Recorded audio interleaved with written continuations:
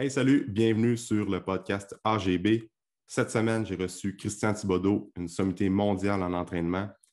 Ce qui est fou dans tout ça, c'est que j'ai débuté dans le monde du coaching en me procurant son livre noir des secrets d'entraînement et en lisant ses nombreux articles sur T-Nation. Et là, quelques années plus tard, j'ai la chance de pouvoir lui parler durant plus de 1h30 pour enregistrer un podcast sur le training. Comme quoi, la vie fait bien les choses. Alors, pour l'émission de cette semaine, on parle du parcours de Christian. Christian aussi nous explique la différence entre quelqu'un qui s'entraîne au naturel et quelqu'un qui s'entraîne avec des produits anabolisants.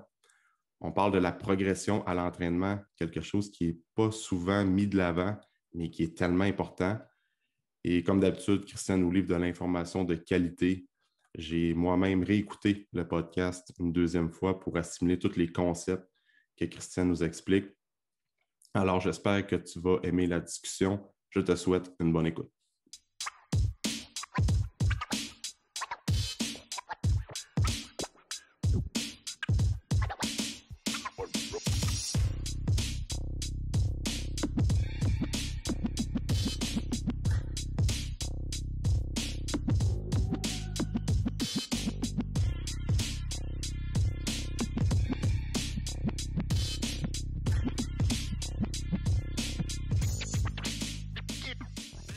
Salut Christian. Bien. Yes, hey, merci de prendre le temps pour être sur le podcast aujourd'hui.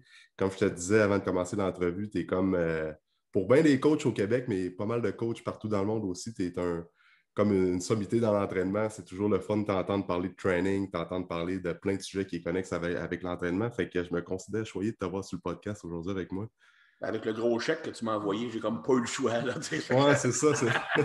Je voulais pas qu'on le dise, ça, mais OK, c'est correct, c'est dit.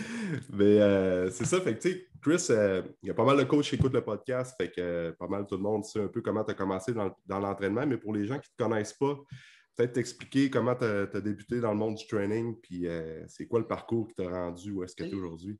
Je vais essayer de rendre ça le plus simple possible, parce que je suis quand même vieux. Hein, fait que le fait d'être vieux fait que l'histoire est un petit peu plus longue. Mais tu sais, puis aussi, c'est parce que bien du monde vont prendre des notes et dire OK, là, Chris va me dire le secret de devenir une sommité populaire en entraînement. Je vais t'arrêter tout de suite, tu n'apprendras absolument rien là-dessus, parce que la raison que je suis rendu où je suis, si tu veux, il y a une grosse partie de luck, une grosse partie de timing, puis une grosse partie de monde qui m'ont aidé. Je te dirais que, on regarde un peu le phénomène Charles Poliquin, qui est vraiment, à ce jour, le coach qui a eu le plus gros impact, je te dirais, au point de vue popularité au monde. Lui aussi, c'est la même chose. Il est arrivé au bon moment. C'était le premier coach qui parlait avec un langage un petit peu scientifique, qui amenait des réponses différentes de tous les entraîneurs bodybuilding du temps. C'est le premier qui a pris un entraînement plus athlétique appliqué vers la transformation physique. Puis tout le monde est « wow, c'est nouveau ». Ben, moi aussi, j'étais un peu, je te dirais, des fois, je sens un petit peu que j'ai le syndrome de l'imposteur parce que des fois, j'ai l'impression de ne pas mériter d'être où je suis rendu. Puis je t'explique pourquoi. Regarde, moi, quand j'ai commencé l'entraînement, j'ai eu une luck incroyable. J'ai commencé à entraîner des athlètes professionnels puis des athlètes de relativement bon niveau alors que j'avais seulement 19 ans. J'étais encore à l'université, je n'avais pas les compétences pour être strength coach, honnêtement. Ouais. Je n'étais pas pire parce que j'étais haltérophile, j'avais quand même des connaissances au point de vue technique de ces mouvements-là. Puis je me débrouillais en force, en hypertrophie, ces choses-là. Puis c'est un de mes chums à Trois-Rivières, Jean Boutette, qui est devenu mon mentor, que personne ne connaît parce que Trois-Rivières, c'est une petite ville, puis dans le temps, Internet n'existait pas. Mais le gars, c'est moi, je te dirais, c'est mon Charles Poliquin, c'est le gars qui m'a influencé le plus, c'est un génie de l'entraînement. Puis à Trois-Rivières, c'était une petite ville, puis à ce moment-là, on parle de 25, il y a 25 ans, là, c'était pas mal le seul qui faisait du strength coaching. Tu avais des personal trainers, tu avais des bodybuilders, mais lui, il entraînait tous les athlètes de la ville, dans le fond. Okay. Puis, lui, c'était mon coach de football. Puis après ça, j'ai commencé à coacher au football avec lui. C'est lui qui m'a enseigné l'haltérophilie au début. C'est lui qui faisait mes programmes d'entraînement quand je jouais au football. Puis je pourrais parler un petit peu de mon background d'entraînement plus que d'entraîneur, si tu veux, après ça.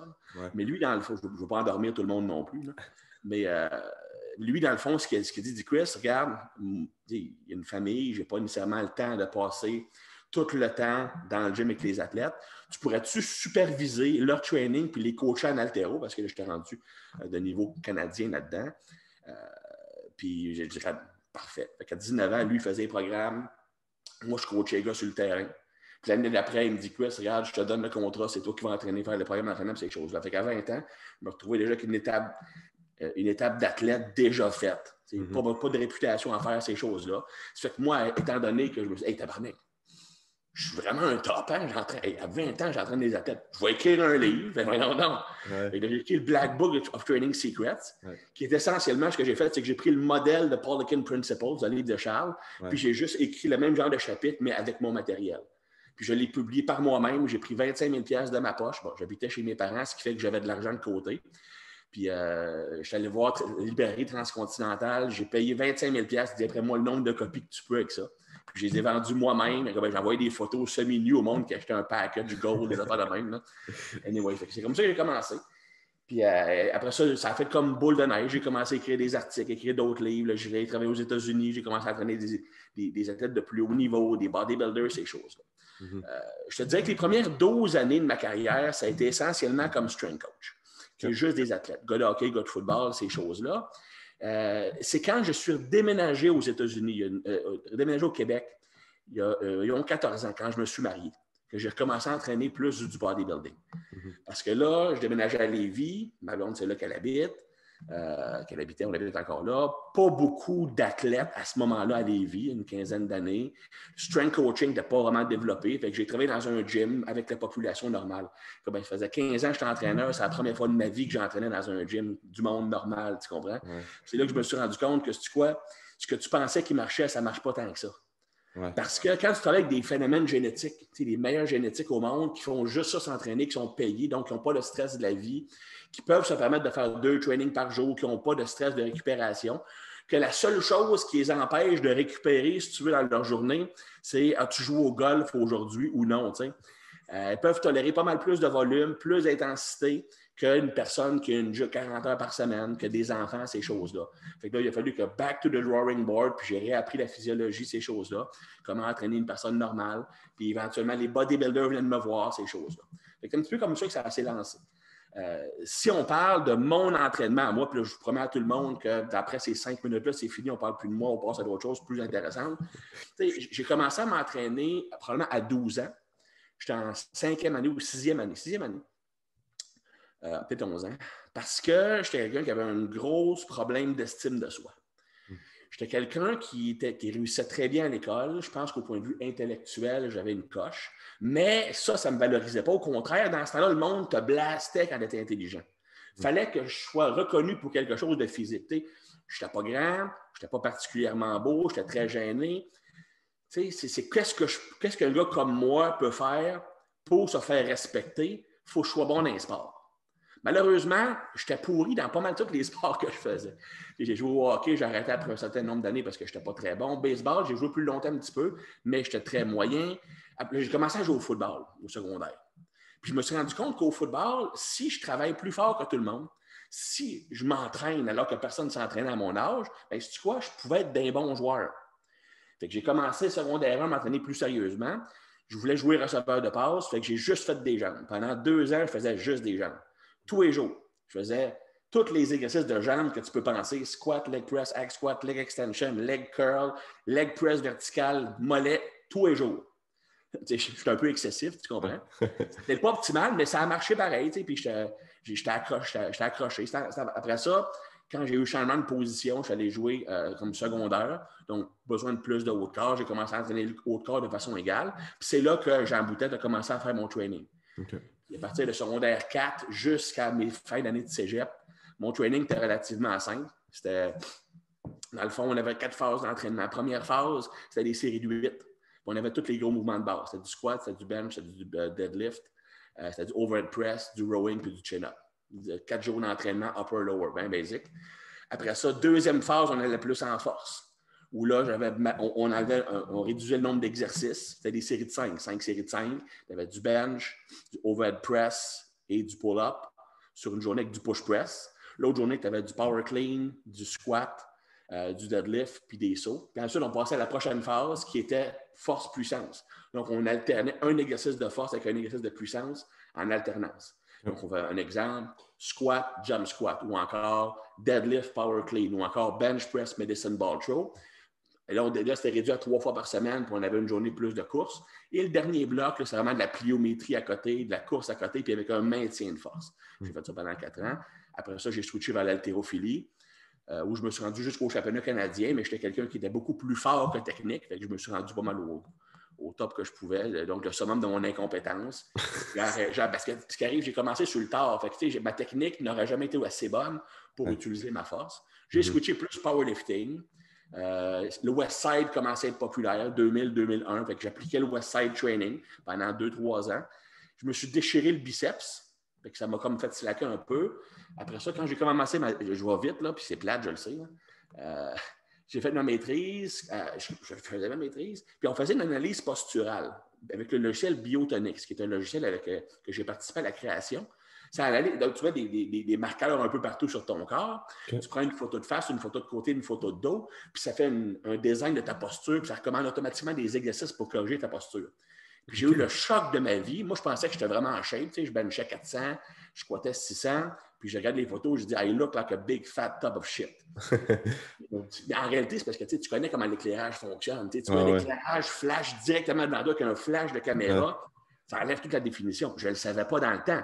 Je pense que j'ai broyé pendant 1 heure quand j'ai vu les photos. Là, on peut le voir soit sur Internet, sur Google, cherche Christian Thibodeau before, tu vas voir ce que j'avais l'air. Donc, tu vas comprendre pourquoi j'ai été célibataire pendant longtemps. Puis, c'est à ce moment-là que j'ai décidé de dire, je vais me mettre ça à cote. Je peux plus, à cause de ma blessure, je ne peux pas pousser pendant un certain temps. On va réduire les charges, on va faire du cardio. Puis, j'ai réussi à descendre dans le coin de un 9 de gras, 8 de gras. Puis, à ce moment-là, j'avais entendu parler de Coach Export, l'association des entraîneurs. Fait que j'ai envoyé mon CV à Benoît Brodeur. J'aimerais ça être formateur. Puis, j'ai expliqué, voici, j'ai mon bac, je suis en train de faire ma maîtrise, je suis haltérophile de niveau canadien, j'entraîne des athlètes depuis 4-5 ans. Puis, j'ai envoyé une photo. Puis, Benoît me répond, hey, as-tu déjà pensé à exploiter ton physique en du bodybuilding?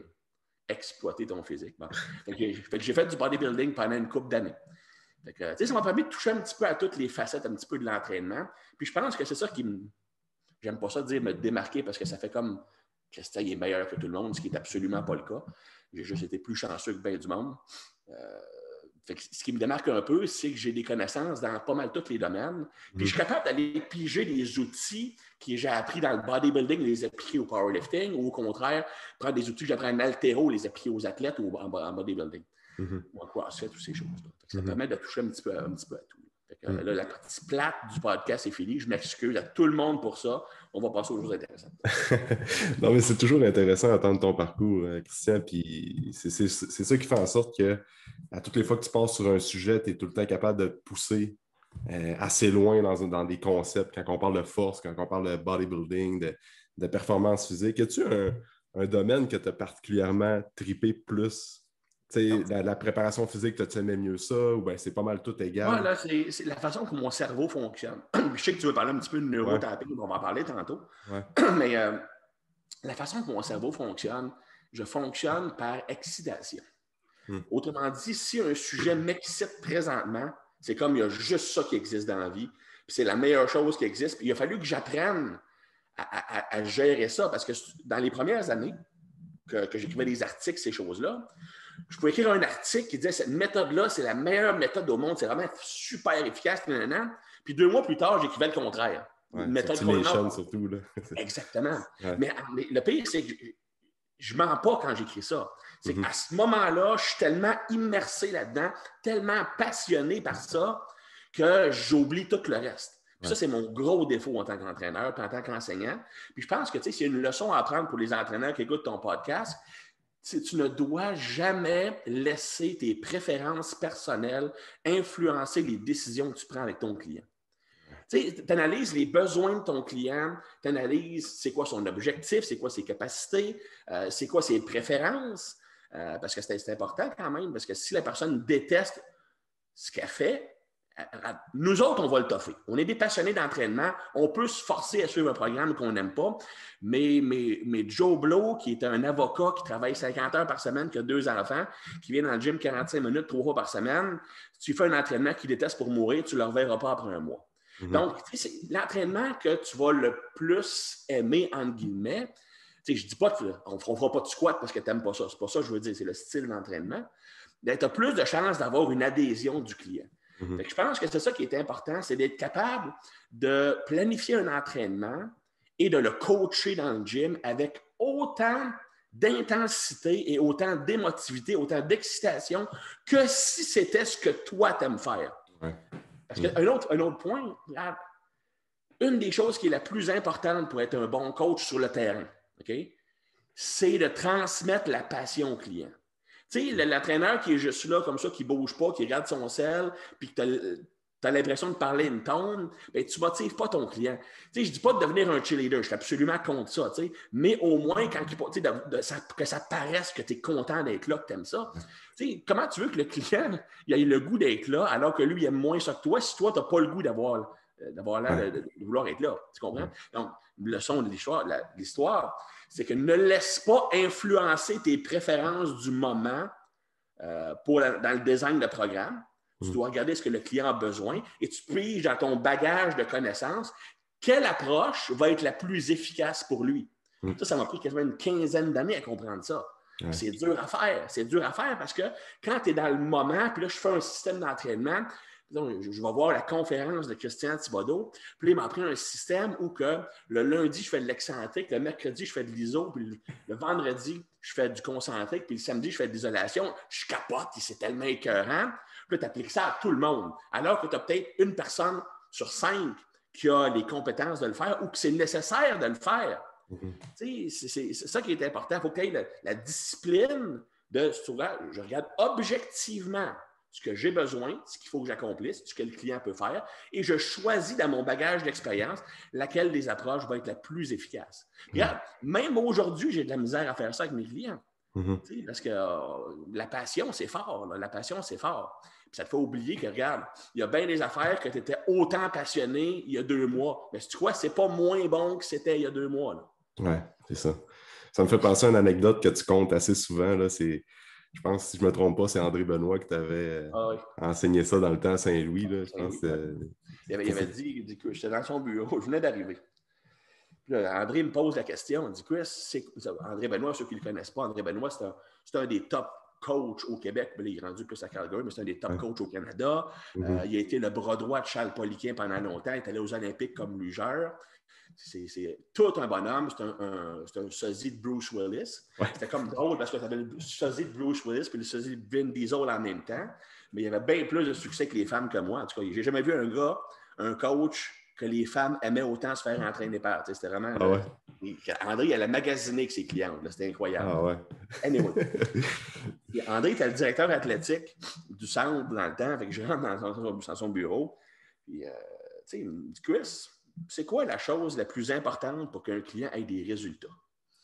Fait que, moi, il faut mise en contexte. J'arrive là, j'ai entraîné des athlètes olympiques, j'ai entraîné des pros, j'ai écrit 3 livres, j'ai écrit pour T-Nation.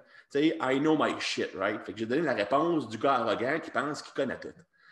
Genre de réponse que tu verrais sur Facebook quand l'onde s'ostine. C'est la sélection des bons exercices pour respecter la biomécanique individuelle du client, pour maximiser l'utilisation de tes leviers, pour pouvoir avoir le meilleur biais musculaire possible. Comme ça, tu vas avoir le meilleur développement de l'appareil musculo-squelettique possible. Je pense que j'avais encore des mots encore pires que ça là-dedans. Là, André me regarde. As-tu une autre réponse, Chris? C'est 2e chance. Là. Avant que je pense que tu es un épais. Là. André, ça doit être choisir les bonnes méthodes pour aller avoir le stimulus physiologique nécessaire pour avoir la réponse adaptative qui va amener des résultats que tu veux. Il dit, Chris, tabarnak, t'as-tu déjà entraîné quelqu'un? Là, je dis, André, c'est quoi tu veux dire? Il dit, Chris, la chose la plus importante pour qu'un client ait des résultats, c'est qu'il faut qu'il ait 100% confiance à son entraîneur et qu'il soit motivé par son programme. Ouais. Je dis ça à chaque conférence que je donne. Ouais. À chaque conférence que je donne, ce que je dis, c'est regarde, je vais vous enseigner ce que moi je fais. Mes méthodes. OK? Mm-hmm. Mais je ne veux pas que tu deviennes un mini-quiz. Tu prends les outils que j'enseigne, tu fais ta propre méthode avec ça, tu la rends tienne pour que tu la connaisses de fond en comble, que tu sois passionné parce que tu l'as créé, puis ça va paraître quand tu vas enseigner à ton client. Oui. Ça, c'est tranche de vie. Oui, c'est ça. Mais pour faire un lien avec le sujet d'aujourd'hui, là, justement, tu es en train de préparer le séminaire Gros Code Fort qui va avoir lieu 25-26 septembre à Montréal. Ouais. Puis un sujet que je veux, je t'entends souvent parler justement dans les séminaires, c'est on va parler de prise de masse, puis la différence entre la prise de masse pour quelqu'un qui est naturel, puis quelqu'un qui va prendre des produits anabolisants. C'est quoi la grosse différence là, que tu pourrais dire aux gens qui veulent vraiment diriger leur entraînement pour avoir des bons résultats? Parce que souvent, tu vas voir sur les réseaux sociaux des gars là, qui sont clairement sur les anabolisants, mais tu vas voir le gars un petit peu plus naturel qui n'a pas vraiment la même côté hormonal, c'est pas en tout pareil, qui essaie de faire la même chose, mais là, qui travaille, qui dit que crime, ça ne fonctionne pas, il a de la misère à avoir des résultats. Quel conseil tu pourrais donner ou bien distinguer les deux approches plutôt? Là? Premièrement, il n'y a pas vraiment deux approches. Je veux juste faire une petite parenthèse. Ouais, okay. Il n'y a pas personne, en tout cas, moi, je ne connais pas personne qui, mettons, quelqu'un qui va écrire un programme sur Internet ou quelqu'un qui va écrire un livre ou whatever, je vais écrire un programme pour ceux qui sont sur le D-ball, le gars. Ouais, je vais écrire un programme pour ceux qui prennent de la testo. Ouais. Quand tu écris un programme, tu l'écris pour tout le monde. Okay? Ouais. Le problème, c'est que certaines personnes qui sont eux-mêmes sur le stock à l'année ou qui ont tout le temps été sur le stock depuis longtemps, puis qui entraînent majoritairement du monde là-dessus, bien, ce qui arrive, c'est que le stock te permet de progresser très rapidement malgré des erreurs évidentes qui nuiraient à quelqu'un qui est naturel. Ouais. Tantôt, je te parlais que quand j'ai commencé ma carrière, je travaillais majoritairement avec des athlètes. Et ça, je te dirais que ça m'a nui énormément. Quand je te dis que je suis revenu au Québec, il a fallu que je réapprenne à entraîner le monde parce que ce que je faisais avant ne marchait plus. C'est pas que ça ne marchait pas, c'est parce que les personnes avec qui j'ai travaillé avant, il y avait tellement, une génétique qui était avantageuse. Quand tu te rends professionnel comme athlète, c'est que génétiquement parlant, tu es quand même dans le bracket élevé, là, à moins de certaines exceptions. Tu n'as pas d'autre stress. Tu ne travailles pas, tu n'as pas de problème financier. Souvent, tes enfants, ben, ta femme, entre guillemets, elle a comme appris. Je vais sonner comme un gars des années 50. Non, mais c'est parce que, tu sais, une femme de, ce qu'on appelle une femme de hockey, son gars, son mari est sur la route 6 mois par année. Fait que, tu sais, elle a appris à élever les enfants par elle-même. Puis souvent, dans le hors-saison, ça se maintient pas mal comme dynamique, tu sais, parce que le gars, sa job, son travail, c'est d'être un joueur de hockey. Fait qu'il va s'entraîner, il va faire le conditionnement, ces choses-là. Ils n'ont pas le stress qu'une personne normale a. Ils sont dans la force de l'âge.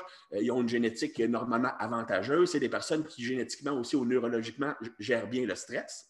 Donc, même si tu fais des erreurs d'entraînement, par exemple, trop de volume ou une trop grosse combinaison volume-intensité, bien, il va y avoir des gains pareils. Je vais te donner un exemple. Un entraînement que j'avais fait... Avertissement, ne faites pas son entraînement parce que Chris dit ça dans un podcast, OK? C'est pour illustrer que quelqu'un qui est dans une situation optimale, avec une génétique optimale, peut faire des affaires complètement illogiques et stupides et avoir une grosse progression quand même, OK? Puis le gars n'était pas sur le stock, c'est juste que c'est un athlète qui avait toutes les situations pour optimiser sa récupération et sa réponse à l'entraînement. Mais quand tu es sur le stock, c'est un programme à faire x2, x10, x1000, tu comprends? Parce que tu viens en plus augmenter ta physiologie qui fait que ton corps va répondre plus facilement. On va revenir à ça dans quelques instants. Mais je me rappelle, c'était un joueur de hockey, j'avais fait un training, c'était un circuit de 5 exercices. Tu avais back squat, tu avais deadlift, en partant, tu fais back squat, deadlift, back-to-back, c'est pas super brillant, tu comprends? Lunge jambe droite, lunge jambe gauche, puis leg curl.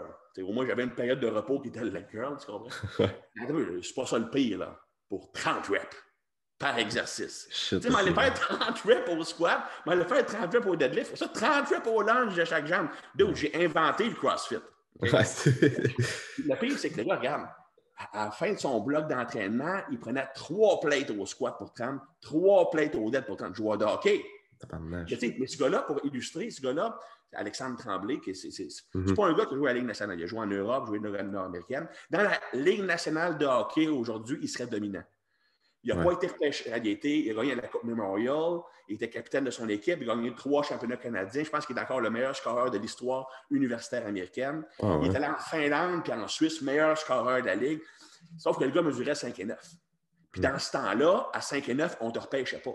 Quand Martin Saint-Louis commençait à avoir du succès, ben là, les Johnny Gaudreau, les Marchessault, ces gars-là, ben, on les repêche maintenant, des plus petits joueurs, Caulfield de Montréal. Mais dans le temps, on ne les repêchait pas. Le problème, c'est que Alex, il est petit. Excuse-moi, là. Alex, il mesure peut-être 5 et 9. Il pèse 2,5 à 6 % de gras. Sur le six-pack, il y a des trapèzes ici. Il y avait un bodybuilder, mais pas de bras. C'est carrément ça. Là, à ce jour, je pense que c'est combinaison, tolérance de volume, force, explosion. C'est le meilleur athlète que j'ai entraîné. Ce n'est pas un gars de la NHL. C'est pas un gars de la NFL. C'est Alex Tremblay. Puis je l'ai revu. Je le vois souvent parce que il travaille comme thérapeute ART au centre, au gym d'Anthony Campbell. OK. Puis regarde, il est rendu à 45 ans, il a mon âge, puis tu jurais qu'il y a 25 ans, il a exactement la même shape qu'il avait. C'est un phénomène génétique. Mais là où je veux en venir, c'est qu'il a fallu que j'adapte parce que quand j'entraînais ce monde-là, je faisais même faire plein d'erreurs, ça marchait pareil. Mais c'est la même chose. Quand tu es sur le stock, tu peux faire plein d'erreurs comme des entraînements de fou par rapport, comme je viens de dire. Faire 40 séries par muscle. Mais c'est quoi? Tu vas quand même récupérer parce que les anabolisants te donnent un avantage au point de vue de récupération sur plusieurs niveaux. Donc, premièrement, au point de vue synthèse des protéines. Bon, on sait qu'une des actions principales des anabolisants, ça va être d'augmenter la synthèse des protéines. Donc, il va augmenter la construction musculaire. En fait, puis là où c'est injuste, le monde dit souvent « Oh, mais quand tu es sur le stock, gros, il faut que tu t'entraînes pareil pour grossir. » Oui, mais il y a des études qui démontrent que quelqu'un qui ne s'entraîne pas, qui prend des anabolisants, va progresser plus que quelqu'un qui s'entraîne naturel. C'est des études. Il y a deux, trois études comme ça. Je ne dis pas que c'est... Ça ne veut pas dire qu'il ne faut pas que tu t'entraînes dur, mais tu peux progresser quand même, justement parce que tu augmentes la synthèse des protéines, qui fait que ton corps va augmenter le volume musculaire. Et si tu t'entraînes, tu as plus de résultats. Mais le fait d'augmenter ta synthèse des protéines plus, fait que tu peux tolérer plus de volume. Parce que ce qui arrive, c'est que plus tu fais du volume, surtout si tu es relativement lourd, des séries de 6 à 12, qui est assez lourd pour déchirer ta fibre musculaire, surtout si tu fais un mouvement en amplitude complète, tu déchires, tu crées des micro-traumatismes à ton muscle. Avant de pouvoir rajouter du muscle en plus de ça, il faut que tu répares le dommage que tu as créé. Donc, en théorie, plus je cause de dommages, plus je peux reconstruire plus élevé après ça. Le problème, c'est que dans la réalité, ce n'est pas ça. Parce qu'une personne qui est naturelle, si je creuse un trou tellement creux, donc je crée beaucoup de dommages, peut-être que toute la période de récupération, je la passe à juste revenir où j'étais avant. J'ai créé tellement de dommages que toute la synthèse des protéines, qui dure entre 24 et 36 heures après un entraînement, je la passe toute à reconstruire ce que j'ai brisé. Puis quand j'ai fini de réparer, il ne me reste plus d'anabolisme, si tu veux. Je reviens à un équilibre anabolisme-catabolisme. Donc, j'ajoute plus de muscle, ou presque pas. Dans quelqu'un qui est sur le stock, la synthèse des protéines est tellement plus élevée que même si je crée beaucoup de dommages, je vais le réparer pareil. Puis non seulement ça, les anabolisants me gardent anabolique pendant des jours, tant que j'en ai dans le corps. Fait, même après la période anabolique naturelle, qui est 36 heures, même si je n'ai pas fini de réparer tout ça, je continue quand même à en rajouter parce que les produits me rendent anabolique. Tu comprends? Fait, la première affaire, c'est que ça me permet de donner plus de volume au point de vue de réparation musculaire. Ça me permet aussi de faire plus de méthodes qui déchirent ta fibre, le gros. Tu comprends? On déchire là, ta fibre, le gros, fait des drop sets, fait des négatifs, toute la patente, va en étirement complet. Il faut que ça fasse mal, il faut que tu aies de la misère à marcher après.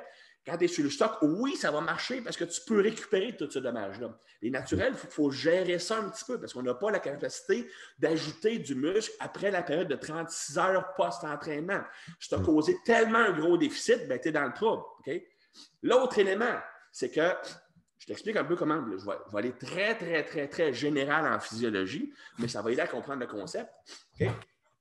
On connaît le cortisol. La fonction du cortisol, une des fonctions, c'est de mobiliser de l'énergie. Et malheureusement, une des façons de mobiliser de l'énergie, c'est de briser le tissu musculaire en acides aminés pour pouvoir les transformer en glucose par le foie. Donc, le catabolisme musculaire. Plus ton cortisol est élevé, plus je vais briser mon tissu musculaire. Et plus mon cortisol est élevé, plus c'est difficile d'être en anabolisme. Parce que si mon catabolisme est très, très élevé avec le cortisol, il faut que j'augmente les facteurs anaboliques beaucoup, beaucoup plus pour être en anabolie nette. Tu comprends? Bon. Ce qui arrive au point de vue cellulaire, au point de vue de la cellule musculaire, c'est que le cortisol et la testostérone ou les androgènes synthétiques utilisent le même messager secondaire. Donc, une hormone, la façon que ça fonctionne, ça se branche sur un récepteur de la cellule. Après ça, une fois que c'est branché au récepteur, il y a un deuxième messager qui envoie un message au noyau de la cellule musculaire. Okay? Et dans le cas, un exemple, de la testostérone ou de la testostérone synthétique, les anabolisants, ce message-là, au niveau de la cellule, c'est augmente l'uptake de protéines et la synthèse des protéines. Donc, tu ajoutes du muscle. Ouais. Le cortisol, ça va être quoi? C'est le contraire, c'est que tu brises ton muscle. Ce qui arrive, c'est que le cortisol et la testostérone utilisent le même messager pour se rendre au niveau du noyau cellulaire. Okay? Ça veut dire que si j'ai beaucoup de cortisol, du cortisol à côté, ben, le cortisol va utiliser une grosse partie des deuxièmes messagers et le testostérone va avoir de la difficulté à faire son propre travail, tu comprends? Parce qu'il ne reste pas assez d'autobus pour envoyer les passagers au noyau cellulaire, tu comprends? Ben, tu peux faire l'inverse aussi. Si tu es quelqu'un qui prend des anabolisants, tu vas littéralement avoir 10 jusqu'à 100 fois le taux naturel d'androgène dans le corps. Pour chez un homme, la production naturelle de testostérone, c'est 7 à 10 mg par jour. Tu sais, moi, quelqu'un qui me dit, moi, je fais juste du remplacement hormonal, je prends 200 mg de test par semaine. Je dis, gros, 200 mg de test par semaine, là, c'est 2 à 3 fois le taux normal chez un homme. Tu n'es pas en remplacement, tu es en petit cycle. Okay? Bon, mais là, on dit 10 mg par jour. On en connaît du monde qui prennent combien? 500 mg par jour? On peut en trouver, tu comprends? Il y en a du monde qui ont 50 fois le dosage normal. Qu'est-ce qu'il y a au point de vue cellulaire? C'est que tes récepteurs androgéniques sont saturés par plein d'androgènes. Qu'est-ce qui arrive? Tu prends tous les deuxièmes messagers pour envoyer le message au niveau du noyau cellulaire. Le cortisol se branche. Ben, il ne peut pas faire sa job. Tu comprends? Ça, c'est l'autre façon qu'une personne qui est naturelle, qui prend du stock, est avantagée. Dans le sens que tu peux t'entraîner à côté, avoir le cortisol au tapis. Ça ne dérange pas. Tu ne pourras jamais dépasser la réponse anabolique. Tu vas gagner pareil. Mais le naturel, c'est un niveau de cortisol qui est super, super élevé. Ben, ça va être difficile d'être anaboliste. Okay? Bon, il y a plusieurs variables d'entraînement qui vont augmenter le cortisol. Okay? Il y en a 3 principales, mais il y en a 6 totales. La première variable qui a un effet important sur l'élévation du cortisol, c'est le volume. Plus tu fais du volume en entraînement, plus le cortisol augmente. C'est normal parce qu'une des fonctions du cortisol, c'est de mobiliser de l'énergie. Donc, plus je fais de volume, plus j'ai besoin d'énergie, plus je vais relâcher du cortisol. Okay? Ça, c'est la première chose. Surtout si c'est une diète faible en glucides. Il y a des études qui ont démontré que tu as un relâchement de cortisol vraiment plus élevé quand tu es low carbs à l'entraînement que high carbs. Et que le meilleur supplément pour réduire la production de cortisol durant l'entraînement, c'est les glucides. Mais si on va absolument de ça, la première variable qui augmente le cortisol, c'est le volume.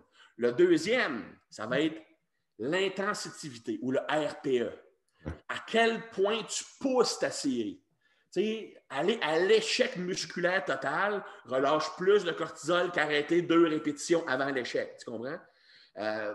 Aller plus loin que l'échec, drop set, superset, ça l'augmente encore plus. OK?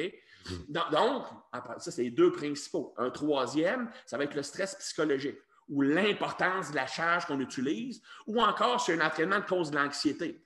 Tu sais, un exemple, tu t'approches d'abord, tu as 500 livres, tu n'as jamais fait 500 livres au squat, rythme cardiaque augmente, je suis nerveux un peu, je me shake, je donne un coup de tête sur la barre, tu comprends? Adrénaline, cortisol, jack up, pour me donner l'énergie, le petit oomph, le petit boost pour lever la charge. Parce que le cortisol et l'adrénaline sont 2 hormones neurotransmetteurs, qui permettent de faire face à une situation de danger. C'est ça la fonction du cortisol. C'est de mobiliser toutes les ressources pour être capable de te battre contre un tigre ou de te sauver d'un tigre. Tu comprends? Puis une de ces actions-là, ça va être d'augmenter l'adrénaline. Le cortisol augmente la conversion de noradrénaline en adrénaline. Ça te donne un boost. Boum! C'est pas nécessairement une grosse charge, ça peut être aussi un entraînement que tu sais que tu vas souffrir. Ouais. Je me rappelle, ma blonde fait du CrossFit. Des fois, je vais en faire avec elle parce que c'est une bonne activité de couple. Bon, en tout cas, c'est ce que je me disais. Mais je me rappelle dans le char, avant d'aller faire le WOD dans le box, je suis en transpiration, je shakais, j'avais chaud. C'est parce que j'ai un relâchement de cortisol et d'adrénaline en anticipation à la souffrance. Tu comprends? Mm-hmm. Ça augmente le cortisol. Okay? Donc, c'est les 3 principales. Donc, on pourrait dire ça, volume, à quel point je pousse mes séries, stress psychologique. C'est les 3 principales. Les autres, il va avoir le stress neurologique. Un squat plus complexe qu'un curl augmente plus le cortisol. Un exercice que tu n'as jamais fait, ça doit augmenter le cortisol plus. Faire du A1, A2 augmente plus le cortisol que de faire A. Faire un circuit, plus de cortisol que de faire tous les exercices ensemble. Donc, mais c'est moins important beaucoup que les 3 premières. La densité d'entraînement, plus les temps de repos sont longs, moins tu as de cortisol. Plus les temps de repos sont courts, plus tu en as. Parce que c'est une même chose, ton métabolisme demeure élevé, rythme cardiaque demeure élevé, adrénaline demeure élevé, cortisol demeure élevé. Et finalement, ça va être la compétitivité en entraînement. Si j'essaie absolument de battre mon record, battre mon partner, battre un adversaire, battre le tableau en CrossFit, j'augmente encore plus le cortisol. Là où je veux en venir, c'est que la principale différence entre le naturel et l'augmenté, c'est la tolérance au cortisol tout en gagnant de la masse musculaire quand même. Ouais, donc, le naturel doit vraiment faire attention à ça. Fait que si tu regardes les 3 principales variables d'entraînement, volume, intensité, stress psychologique, les 3 ne peuvent absolument pas être élevés en même temps. Ouais. Si tu es naturel, tu ne peux pas dire je vais faire beaucoup de volume, tout amener série à l'échec, puis prendre des gros charges. C'est sûr que tu ne progresses pas. En avoir 2 très élevés, non plus. En général, tu en prends un des 3, puis dis, moi, je focus sur cette variable-là. Là, je fais une phase d'accumulation. Le volume va être élevé, mais je vais me garder 1 ou 2 répétitions dans le tank à gaz, puis je ne ferai pas des charges max. La phase suivante, je vais aller à une intensification. Si je fais une intensification en bodybuilding, bien, je peux peut-être pousser mes séries à l'échec. Je peux peut-être utiliser des méthodes comme le drop set, comme mechanical drop set, des choses comme ça, mais le volume va être faible. Puis ça, je vais faire une phase, si tu veux, d'explosion ou de réalisation, où là, les charges vont être élevées, mais le volume va être beaucoup plus bas. Tu sais, tu en choisis une que tu peux pousser très haut, puis les autres doivent baisser. Plus j'en pousse une haute, plus les autres doivent être basses. Tu sais, je peux choisir d'avoir les 3 variables moyens, mais c'est difficile à faire parce qu'on n'est pas satisfait par ça. Donc, la première chose que je vais recommander, c'est ça. Deuxième chose, c'est la récupération entre les séances. Puis j'étais un peu coupable d'avoir promulgué l'entraînement à très haute fréquence, du 6 fois par semaine, des fois plus. Parce que, comme je te dis, quand j'entraînais les athlètes, ça marchait. On pouvait faire 4 musculations puis 3 courses par semaine. Parce que les gars récupéraient, il n'y avait rien d'autre à faire que ça. Je me suis rendu compte que, c'est quoi? Une personne naturelle, normale, donc qui est dans une situation normale, 3-4 trainings par semaine, c'est pas mal tout ce qu'elle peut t'offrir. Ouais. C'est plus que ça. Moi, ma conclusion, j'en suis venu, c'était naturel. La meilleure approche, que tu es sûr de jamais te planter, c'est un jour on, un jour off. C'est difficile pour bien du monde parce que ça fit dans une semaine de 8 jours. Le monde qui aime ça s'entraîner toujours aux mêmes journées, ça peut être difficile parce que c'est 8 jours et non 7, mais c'est la meilleure, moi, c'est ce que je fais. C'est la meilleure façon d'être sûr de récupérer entre tes séances. Parce que même si tu l'échappes sur un workout, même si tu en fais un peu trop sur un training, tu te sens bien, tu pousses la machine un peu trop, bien, si tu crois la journée d'après, tu es off complètement. Tu n'as pas de training, tu peux maximiser la réponse anabolique, tu manges plus, parce que moi, je recommande de manger plus sur les journées off pour favoriser la récupération. Et tu vas être capable de bien performer. Faire le 1 jour on, 1 jour off, donc 3 ou 4 entraînements par semaine, c'est pas parce que tu veux t'entraîner moins, c'est parce que c'est pour ceux qui veulent s'entraîner plus dur, mais quand même récupérer. Ouais, quelqu'un qui veut utiliser plus une structure, je te dirais 7 jours, l'approche que j'utilise, c'est lundi, mercredi, vendredi, c'est des gros trainings. Okay. Et le samedi, c'est une petite séance mineure que j'appelle un gap workout. Un gap workout, c'est que tu vas travailler des mouvements juste d'isolation, juste des machines pour des muscles que tu as l'impression d'avoir sous-stimulés pendant ta semaine, des muscles qui sont plus faibles que tu veux augmenter ou des muscles que tu veux vraiment mettre l'emphase. Fait que tu fais tes gros mouvements, tes grosses séances lundi, mercredi, vendredi. La plus grosse séance, c'est le lundi. La séance la plus facile, c'est le samedi. Fait que ça, en général, le fait d'avoir une journée off entre tous tes gros trainings, donc une journée off après chaque training et une journée off avant chaque gros training, ça te permet d'éviter le risque de surentraînement ou de moins de le réduire énormément. Et pour un naturel, ça fait toute la différence du monde. Puis en même temps, ça permet de travailler tes muscles plus souvent. Tu peux faire du whole body 3 fois par semaine, puis l'isolation après ça. Tandis que quelqu'un qui est augmenté, qui est enhanced, il peut très bien faire du 5 ou 6 jours par semaine sans problème. Tu comprends? Parce qu'il va être capable de récupérer au point de vue musculaire. Il peut avoir des problèmes au point de vue neurologique, fatigue neurologique. Mais encore là, même du côté de la fatigue systémique, la fatigue du système nerveux, prendre des anabolisants, ça te donne un avantage. Parce que, tu sais, c'est un exemple. Le monde va souvent sortir l'argument. Regarde, moi, je peux m'entraîner 6 jours par semaine si je veux. Je vais faire un muscle différent à chaque séance. C'est pas de même ça marche. Parce qu'il y a 2 choses qui existent dans la vie quand tu t'entraînes. Tu as de la fatigue locale dans le muscle que tu entraînes et tu as une fatigue systémique, le système nerveux et au point de vue hormonal ou ces choses-là, système immunitaire, ces choses-là. À chaque fois que tu t'entraînes, tu crées de la fatigue aux 2 niveaux. Donc, un exemple, si j'entraîne mes jambes le lundi, puis je dis, mais je vais entraîner mes bras le mardi, c'est correct. Ouais, mais après ta séance de jambes, tu as une grosse fatigue systémique. Puis si tu te rentraînes le lendemain, bien, sais-tu quoi? Tu vas arriver à la 3e journée, tu as encore creusé le trou plus bas. Tu vas graduellement empirer. Et le résultat final de cette fatigue systémique-là, c'est ce qu'on appelle le surentraînement. Moi, j'aime mieux utiliser ça, le burn-out d'entraînement, c'est beaucoup plus applicable. Puis je vais t'expliquer c'est quoi le burn-out d'entraînement. Puis après ça, je vais t'expliquer pourquoi les stéroïdes anabolisants peuvent t'aider à éviter ça et pourquoi quelqu'un qui est sur le stock peut s'entraîner du 6 jours par semaine puis pas avoir de problème. Okay? On comprend déjà que vu que ça augmente la synthèse des protéines et que ça contrebalance le cortisol, au point de vue local, au point de vue musculaire, ils peuvent tolérer de s'entraîner 6 jours par semaine. On comprend ça. Au point de vue systémique. La principale cause de burn-out d'entraînement, c'est quand je produis du cortisol et de l'adrénaline et que j'ai tellement d'adrénaline que je viens rendre les récepteurs adrénergiques résistants à l'adrénaline. Ça, c'est une chose que le monde ignore, c'est que les récepteurs bêta-adrénergiques, ceux qui interagissent avec l'adrénaline, c'est les plus faciles à désensibiliser, à rendre résistants avec les récepteurs d'insuline. Puis la réponse est simple, la raison est simple, c'est que c'est pour sauver ta vie. Si tu surcharges tes récepteurs androgéniques, tu vas prendre une bouteille de testo-suspension, là, puis tu t'injectes 1000 mg d'une shot. Bien, sais-tu quoi? Il ne se passera rien.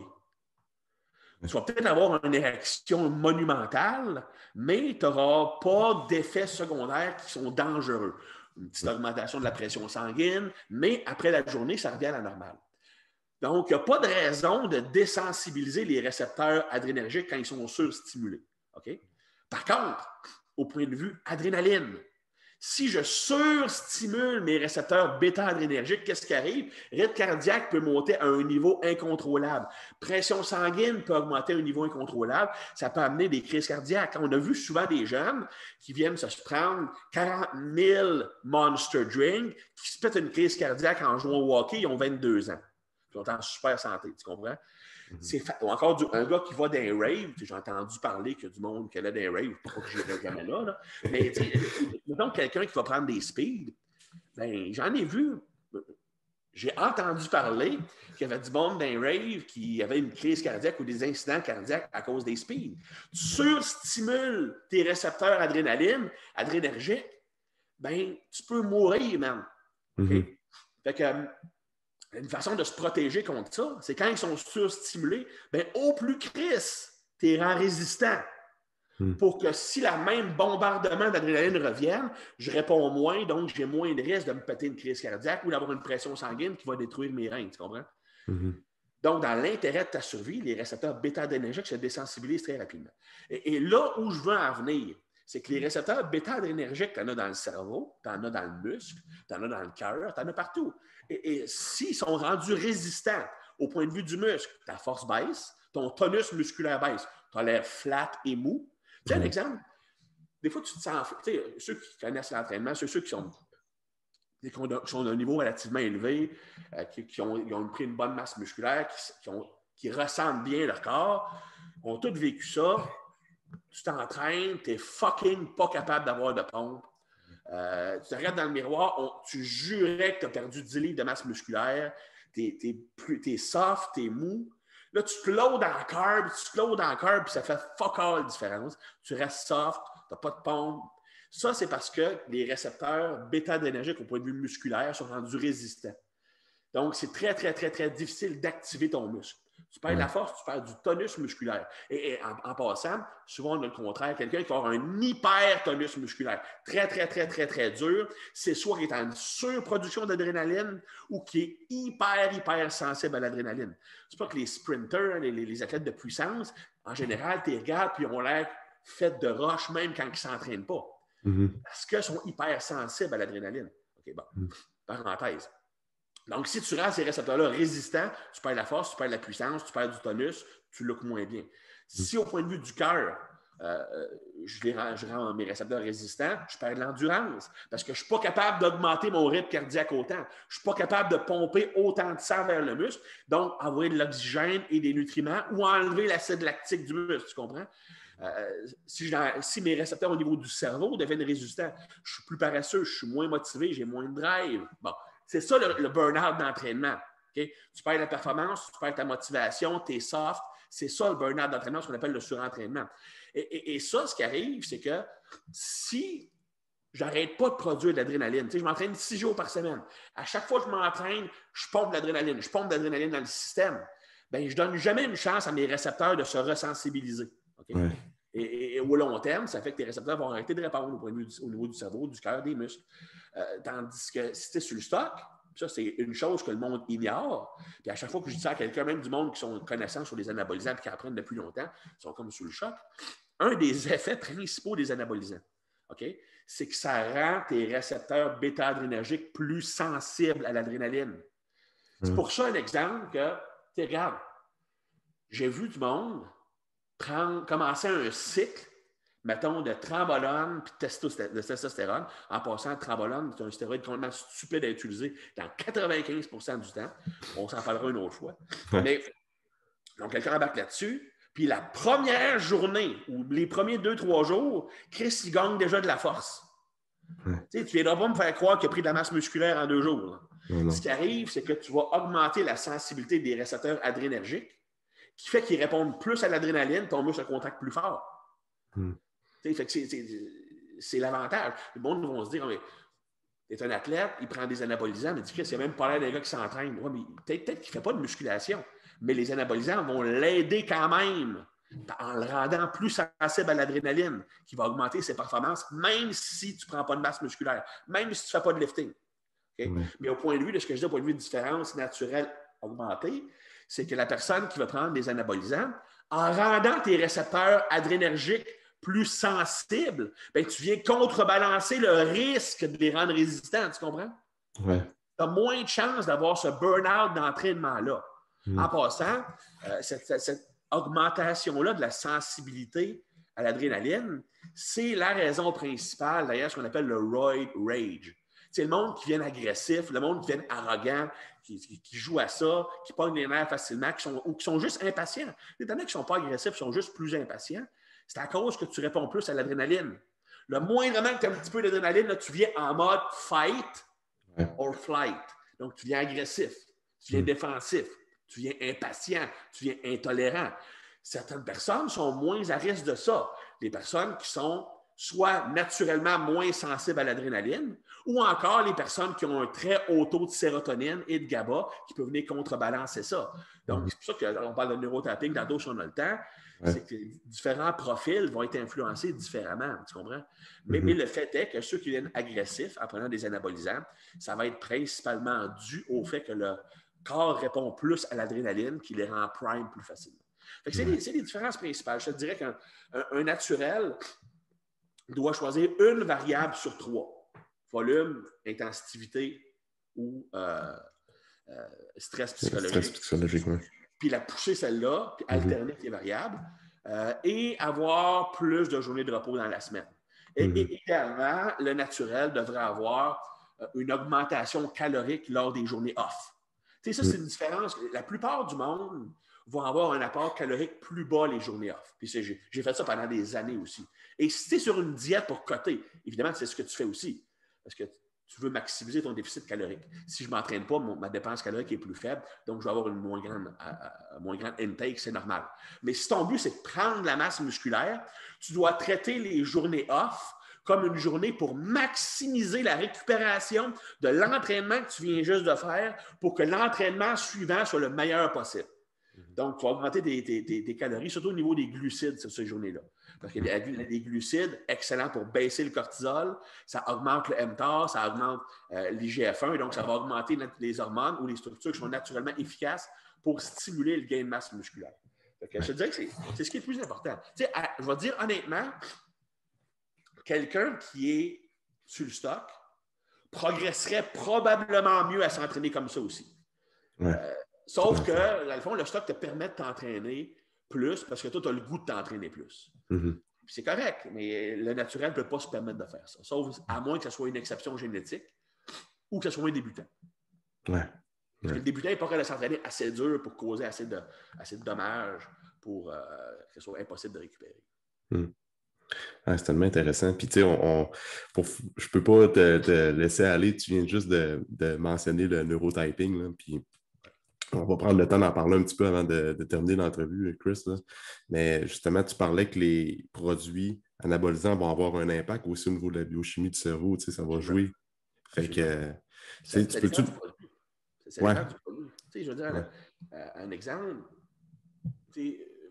beaucoup de personnes vont dire que tu prends un produit qui est super doux comme l'équipoise. Tu as beaucoup de personnes qui disent « Moi, j'ai de l'anxiété quand je prends là-dessus. » C'est parce que l'équipoise va venir baisser le niveau de GABA. Okay. Si tu es quelqu'un qui a un bas niveau de GABA, tu es dans le trouble. Ouais. Si quelqu'un qui a un haut niveau de GABA, ça ne te dérangera pas, tu comprends? Certains anabolisants vont avoir une grosse réponse dopaminergique qui peut te rendre facilement accro à ce produit-là. Comme le dianabol, par exemple, même la testostérone à la limite. C'est prouvé que les personnes qui ont un plus haut taux de testostérone ont aussi une plus grande activité dopaminergique. Pour ça, quelqu'un qui a un plus gros taux de testostérone, c'est du monde qui sont plus positifs, qui ont plus de drive, qui sont plus motivés. Pas à cause de la testo, ou pas directement, à cause que le plus haut niveau de testostérone entraîne une plus haute activité dopaminergique. Et la dopamine est le neurotransmetteur de la motivation. Fait que, puis elle n'a pas augmenté l'adrénaline, ces choses-là, comme un exemple. Puis plus un produit est androgénique, plus il va avoir un gros impact normalement sur les récepteurs androgéniques. C'est pour ça un exemple que les powerlifters vont prendre un produit comme l'allotestin ou le méthyltriénolone ou les check drops avant une compétition. C'est pourtant des produits qui sont très peu efficaces pour la prise de masse musculaire, mais ça va tellement augmenter l'activité adrénergique que ça te rend super fort. C'est ça. Le monde va prendre leurs décisions. Ça a l'air, je parle de même, j'ai l'air du gars qui prenez du stock. C'est pas ça pendant tout.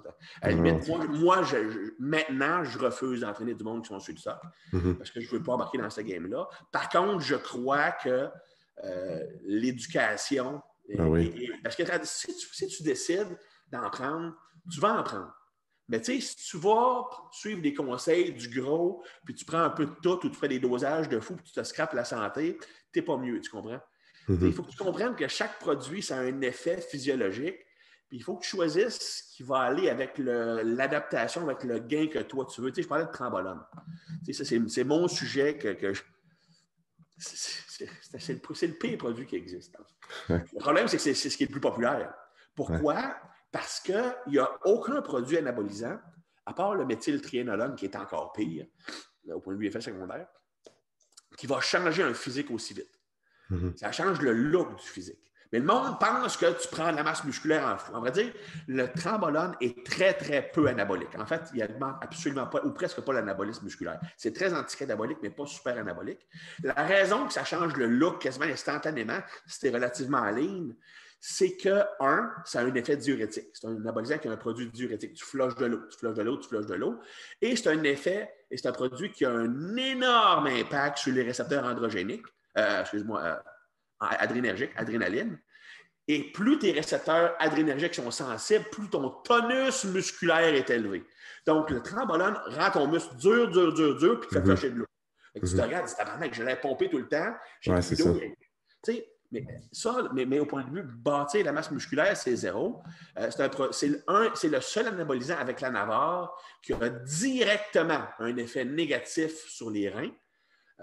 D'autres produits peuvent en avoir par l'augmentation de la pression sanguine, qui est dangereux pour les reins, mais le Trenbolone et la Navarre ont un effet direct sur les reins. Et ça, une fois que tes reins sont scrap. Tu ne peux rien faire. Tu peux rien faire comme ça. C'est un produit que tu utilises ça sans l'utiliser. Dans les 3 dernières semaines, avant un concours de bodybuilding, si tu ne compétitionnes pas ou tu ne fais pas un photoshoot et tu gagnes ta vie avec ça, tu n'as littéralement aucune justification d'utiliser ça. Aucune. Zéro. Si tu as besoin de ça pour avoir l'air rips à la beach, man, trouve pas d'autre chose à faire dans la vie. Parce que rendu à 30 ans, il n'y aura plus grand-chose qui va fonctionner dans ton corps. Ouais. C'est la morale de l'histoire. Ouais, c'est ça. Puis, pour finir là-dessus, je pense que ça va vraiment guider les gens comme la différence entre quelqu'un qui va prendre du stock, quelqu'un qui va être plus naturel, puis avoir la bonne approche, puis d'être smart dans son intelligence, dans son entraînement, surtout. C'est ça qu'il faut retenir de ça. Là. Tu sais, pour vrai, là, dans la vie, là, c'est bien difficile de sous-entraîner. Ouais. Si tu t'entraînes... Le problème que je vois aujourd'hui, puis ça, c'est symptomatique de la nouvelle génération. Puis je ne sais pas si c'est à cause des médias sociaux, je ne peux pas dire, mais le monde s'entraîne plus dur. Le monde ne s'entraîne pas dur. Je viens de faire un post là-dessus sur Instagram, justement. Ce qui arrive, c'est que le monde s'entraîne beaucoup. Mais il ne s'entraîne pas dur. Là. Pour moi, s'entraîner dur, ça n'a rien à voir avec s'entraîner beaucoup. S'entraîner dur, c'est quand tu prends une série, là, à quel point ta série t'a pousse. Ouais, c'est ça, s'entraîner dur. Mais si tu fais juste des curls puis de la machine, tu t'entraînes pas dur. Tu sais, s'entraîner dur, c'est que tu rentres dans une zone d'inconfort. Puis regarde, tu vas faire un machine curl, tu auras beau aller 8 fois en drop set dans ta série, tu ne sors pas de ta zone de confort. Tu as une fatigue locale, mais tu n'as pas l'impression que tu vas mourir. C'est pas ça s'entraîner dur, tu comprends? Le monde va aller vers des petits exercices qui sont cute. On prend la petite poulie pour aller travailler vraiment la troisième fibre du deltoïde postérieur. Puis oui, il y a une place pour ça définitivement, pour les mouvements d'assistance. Mais le monde ne s'entraîne pas dur dans le sens que le monde ne recherche plus la surcharge progressive sur les gros mouvements de base. Puis, quand tu fais des séries, ben, tu vas arrêter. C'est le monde qui pense qu'il s'arrête une répétition avant l'échec. Là, je peux te garantir qu'il arrête en fait 4 répétitions avant l'échec. Le monde s'entraîne beaucoup moins dur qu'il pense vraiment. Okay? Vraiment. Puis, il compense en faisant plus de volume. Mais c'est pas le même, ça marche. Tu ne peux pas compenser un manque d'intensité par une augmentation du volume parce que tu as besoin de pousser tes séries de façon intense pour avoir la tension mécanique sur la fibre nécessaire pour stimuler l'hypertrophie. Ce qui stimule l'hypertrophie, c'est que c'est relativement simple, c'est plus j'ai de tension dans mon muscle, donc mon muscle est contracté fort, pendant que je l'étire, plus je stimule l'hypertrophie. Avec des charges légères, c'est bien difficile de faire ça. Ton muscle n'a pas besoin de créer une grosse contraction parce que la charge est légère. OK? Puis ce qui arrive, par contre, si tu vas proche de l'échec ou si tu vas à l'échec, bien, ces dernières répétitions-là, ton muscle est tellement fatigué que la charge devient lourde en comparaison à tes capacités. Fait que là, tu vas avoir un haut niveau de tension. Mais si tu ne te rends pas là, ça ne marche pas. C'est pour ça que j'ai une échelle un petit peu. Je ne dis pas d'aller à l'échec dans toutes tes séries. C'est stupide, ça irait avec contre le message que j'ai dit auparavant. Mais comprendre que si tu ne vas jamais à l'échec, tu auras beau faire la quantité de volume que tu veux, ça ne marchera pas. Puis il y a un moment pour aller à l'échec. Tu regardes la nature des exercices. Un squat, moi, je ne recommande pas d'aller à l'échec jamais. Je garde au-delà 1 ou 2 répétitions en tank à gaz. C'est pas ça le but de l'exercice. C'est un gros stress systémique qui va entraîner une réponse hormonale, une réponse métabolique et une grosse tension. Tu sais, si tu veux 80 de ta charge au squat, même si tu arrêtes 2 répétitions avant l'échec, tes fibres ont produit beaucoup de tension. Parce que c'est une grosse charge, une grosse barre lourde. Même chose au deadlift, au bench. Quand tu vas vers un mouvement qui est, je dirais, entre les deux, un bench, par exemple, bien lui, tu peux aller à l'échec une fois de temps en temps. Tu sais, il est moins systémique que le squat, mais il y a quand même un effet systémique. Tu ne vas pas aller tout le temps, mais tu peux aller une fois de temps en temps. La dernière série, si tu veux. Okay? Par contre, quand tu fais des mouvements d'isolation ou des mouvements sur machine, bien là, il faut que tu y ailles. Ouais. Tu sais, parce que tu n'as pas de risque. Tu sais, je parlais tantôt de plus tu vas proche de l'échec, plus un gros relâchement de cortisol, c'est vrai. Mais c'est aussi dépendant de l'exercice. Aller à l'échec sur un curl, tu n'auras pas un gros effet systémique. Si tu vas à l'échec sur un squat, c'est littéralement un coup de douche que tu crées dans ton système nerveux, tu comprends? Oui. Mais le message, c'est ça. Si tu es naturel, la chose la plus importante, c'est d'apprendre à être capable de t'entraîner dur. Ouais. Tu sais, on se moque souvent du CrossFit, mais c'est quoi le CrossFit? Il a appris au monde de s'entraîner dur. Ouais, vraiment. Je ne dis pas que c'est toujours. La planification n'est pas souvent intelligente. C'est souvent du circuit, c'est souvent des mouvements que tu n'as pas de progression programmée, mais au moins tu t'entraînes dur. Mais tu sais, apprends à utiliser cette même mentalité-là dans un entraînement de bodybuilding. Tu vas progresser plus, mais tu vas te rendre compte que c'est quoi? Dude, toi qui aimais ça faire 20 séries de chest, là, bien, si tu viens de te faire 4 grosses séries tough de bench, tu ne seras pas capable de faire 20 séries de pec. Ouais. Tu peux te forcer à les faire, mais c'est de la grosse merde. Okay?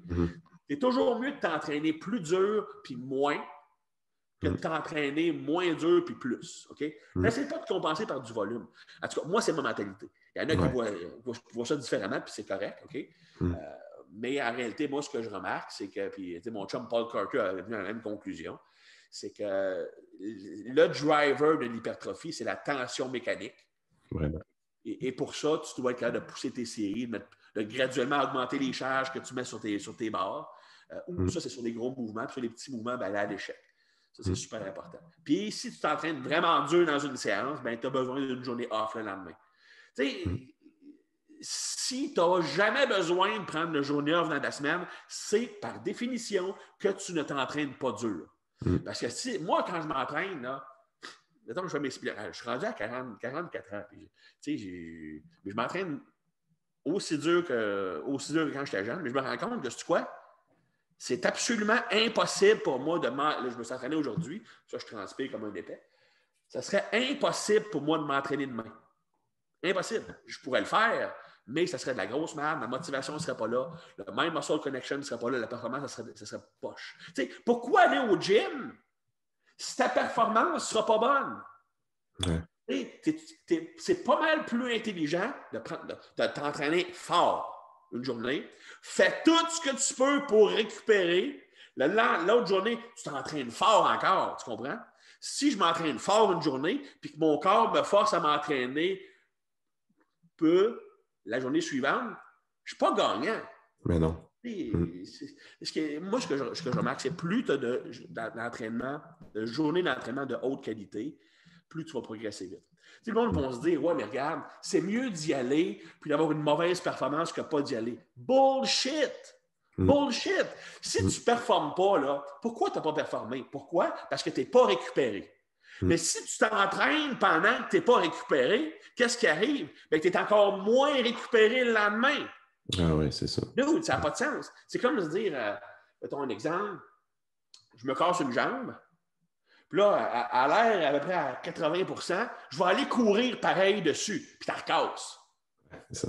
Tu sais, t'es un épais, là. Mais tu sais, prendre la masse musculaire au côté ou whatever, c'est tellement émotionnel. Tu sais, on veut notre shape, puis on la veut là. Des fois, on oublie la logique. Puis moi, le premier, j'ai été un accro à la stimulation pendant des années. Et pendant des années, je ne progressais pas.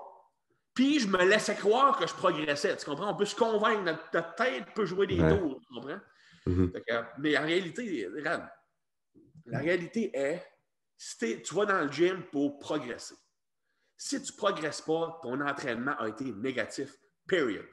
Ouais. Je ne dis pas que ça n'arrivera pas des mauvais trainings, on n'est pas des robots, mais mets les chances de ton bord, entraîne-toi fort, au point où tu as besoin d'une journée off. Prends une journée off, load-toi en masse en carbs, mange en masse, l'autre journée d'après, tu as du gaz, tu t'entraînes. C'est mieux ça que d'arriver dans le gym et tu fais tes workouts parce que tu sens que tu es obligé de les faire, parce que tu penses que tu n'auras pas tes gains si tu ne t'entraînes pas. Il y a combien de monde qui fait ça en plus? Tout le monde. Mais le problème, c'est que il y a beaucoup de monde qui sont plus accros à l'entraînement qu'au gain. Ouais. C'est correct. Tu aimes ça t'entraîner, vas-y 2 fois par jour, 7 jours par semaine. Amuse-toi. Mais tu ne gagneras pas. Ça vaut la peine de se poser objectivement la question. Regarde, donc je te pose une question. Voici, tu as 2 choix. Choix numéro 1, tu t'entraînes 2 fois par semaine, puis au bout de 12 semaines, tu as pris 10 livres de muscle. Ou option 2, tu t'entraînes 6 jours par semaine, puis au bout, tu as pris 3 livres de muscle. C'est quoi? Plus que 80% du monde vont prendre option 2. S'ils sont honnêtes avec eux-mêmes. Parce que le monde, puis c'est le fun. Je suis content que vous soyez passionné d'entraînement. Mais sois donc passionné avec ta progression à la place d'être passionné par les... Mais tu sais, encore là, regarde, c'est une autre excuse-moi, je déblatère un peu, je vais encore... Non, mais c'est intéressant. C'est un peu comme ça que je suis. Je pense qu'une des raisons que le monde sont de même, c'est qu'ils ne suivent pas de plan. Ouais. Pense-y, OK? Si tu arrives dans le gym avec ton bro, là, tu te dis, hey, qu'est-ce qu'on fait aujourd'hui, le gros? On fait les bras. C'est toujours les bras ou le chest. On fait les bras. OK. Qu'est-ce que tu as le goût de faire en premier? On va commencer par un barbell curl. On va faire ça avec des dips. OK? Combien de répétitions qu'on fait? On fait-tu 8-10? Ah non, j'aimerais mieux 10-12 aujourd'hui. Tu sais, t'as pas de... la plupart du monde sont le même. Tu n'as aucune logique. Tu as qui ont un petit peu de logique, mais combien utilisent un système de progression? Tu sais, que ton entraînement est construit, puis tu as une méthode de progression. Quand ça arrive, tu dois ajouter du poids. Puis tu as une structure. Tu répètes les mêmes exercices que tu deviens plus fort à ce mouvement-là. Si tu as un manque de structure, bien, c'est quoi? Tu ne le vois pas que tu progresses ou que tu ne progresses pas. Donc, tout ce que tu peux te fier à, pour savoir si tu t'entraînes bien, c'est la sensation. Tu en fais plus, tu choisis d'autres 3000 exercices. J'ai vu ce mouvement-là, ça a l'air cool, on va le faire. Mais c'est quoi? C'est un entraînement structuré. Tu as un journal d'entraînement. Okay? Un journal d'entraînement. Tu marques tes workouts. C'est bon, c'est le mien. Et tu le sais, bon, la semaine passée, j'ai mis 285 au close grip bench. J'ai fait 6 répétitions pour les 4 premières séries. La 5e, je me suis juste rendu à 5. Puis la 6e, je me suis rendu à 4. Cette semaine, mon but, c'est d'en faire 6 répétitions pour toutes les séries. Ah, c'est ça. Je ne suis pas encore prêt à ajouter de la charge. Je n'ai pas fait toutes mes séries. Tu comprends? Puis quand j'aurai fait 6 x 6, mais sais-tu quoi? J'ajoute 5 livres. Ou j'ajoute 10 livres. Je le marque dans mon journal. Là, je suis rendu à 2,95. Là, j'ai fait 6, 6, 5, 5, 4, 3. Mais la semaine prochaine, mon but, c'est de faire 6, 6, 6, 6, 5, 4. Tu comprends? Oh, mais tu ne progresses pas vite. Gros, au moins, je progresse. Toi, tu ne progresses pas. Mais tu sais, ça donne une structure. Ça te permet de savoir si je récupère. Tu sais, un exemple, je vois mon workout, puis j'ai fait, disons, 285, j'ai fait 5 séries de 6, puis la dernière, j'ai fait 5 reps. La semaine suivante, j'ai fait juste 4 séries de 6, 2 séries de 5. J'ai-tu progressé? Ben non, j'ai régressé. Là, je me pose la question, pourquoi est-ce que j'ai régressé? J'ai-tu une ou 2 journées que j'ai pas assez mangé? J'ai-tu une ou 2 journées que j'ai mal dormi? Tu essaies de comprendre ça. C'est-tu je me suis trop entraîné? Je checkais mon journal, là, je peux te montrer les journées.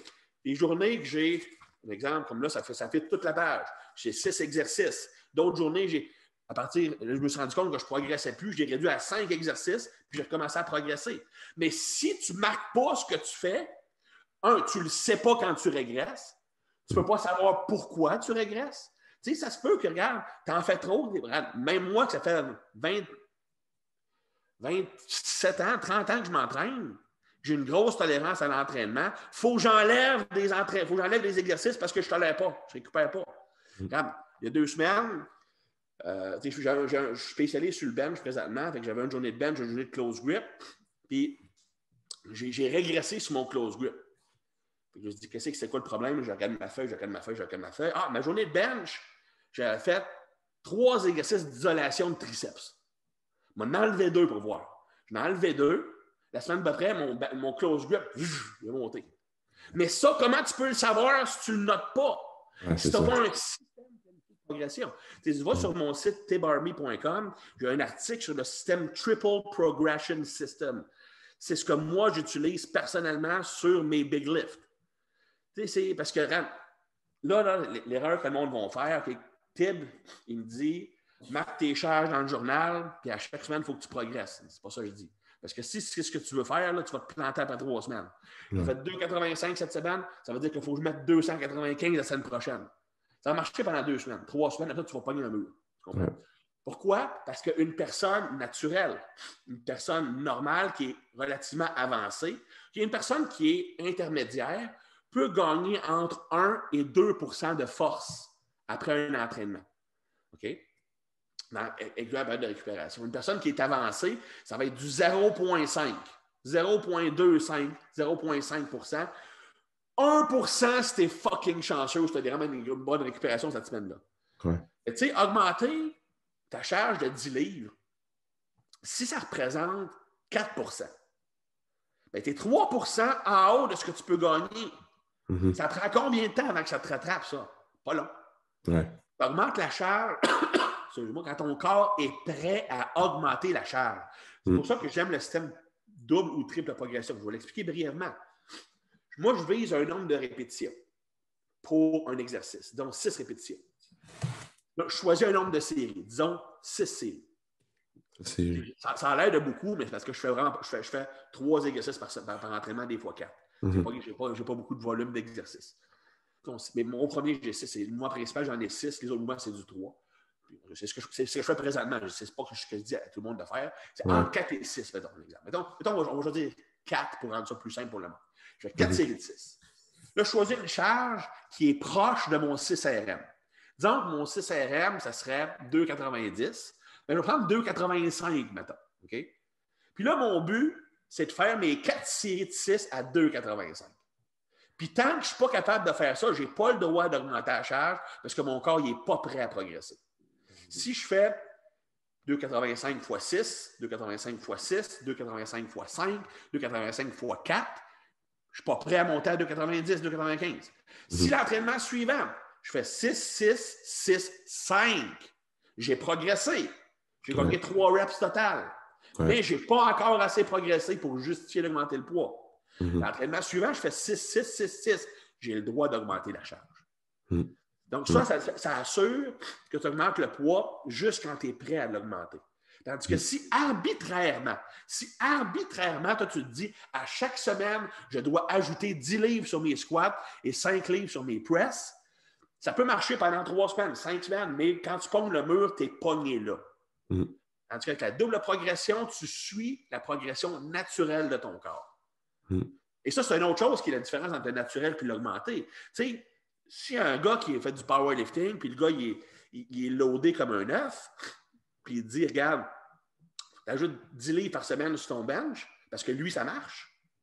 Ben, lui, ça marche parce qu'il est augmenté. Quelqu'un qui est sur le stock, à la place de gagner 1 %, peut-être qu'il gagne 5 % par l'entraînement. Et lui, il va être capable, mais il donne ça à toi. Toi, tu n'es pas capable. Moi, je l'ai essayé, ça marchait. Dude. Non. Vas-y conservateur. Avec le double progression model, tu ne peux jamais te tromper. Puis après ça, j'ajoute le triple progression model. Ça, c'est parce que même avec le meilleur système de progression, à un moment donné, tu vas pogner un mur.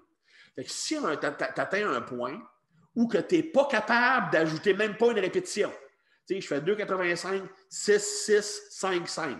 La semaine d'après, 2,85, 6, 6, 5, 5. Après ça, 2,85, 6, 6, 5, 5. OK, on arrête. OK, il y a un problème. Là, ce que je fais, triple progression. Je change mes répétitions. À la place de 6, je vais à 4. Puis je recommence. Avec un CSRM? Hein? Non, avec une charge qui est, disons, 5 livres de plus que j'avais fait de mon CSRM. Okay. Donc, à la place de 2,85, je vais à 2,90. Et je recommence une double progression. Okay. Puis quand je suis plus capable, je vais aller vers un 2. Tu comprends? Bon, évidemment, ça, c'est plus pour. Moi, mon but, c'est la force. Quelqu'un qui son but, c'est l'hypertrophie, tu commences à 10. Quand tu n'es plus capable de progresser pour 10, tu vas à 8. Quand tu n'es plus capable de progresser pour 8, tu vas à 6. Si tu vises un mix force-hypertrophie, tu commences à 8. Quand tu n'es plus capable de progresser à 8, tu vas à 6. Quand tu n'es plus capable de progresser, tu vas à 4.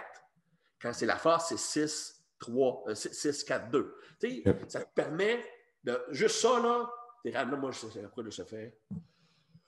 8 semaines, je suis là-dessus, je ne suis pas encore descendu en bas de 6. Je progresse encore.